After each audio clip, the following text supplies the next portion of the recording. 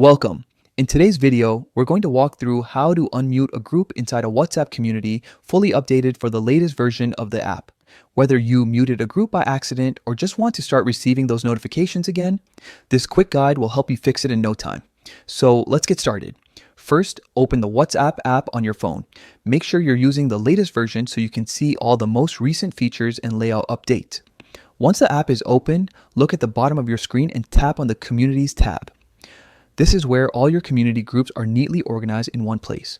Next, find and select the community that contains the group you want to unmute. Inside the community, you'll see all the groups listed.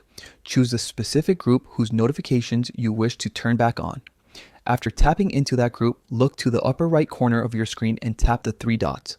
This will open a small menu with several options. From there, find and tap on Unmute Notifications. Once you do this, you've successfully re-enabled notifications for that group.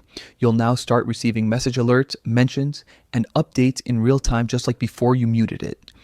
If you ever want to mute it again, you can follow the same steps and choose mute notifications instead. It's that simple.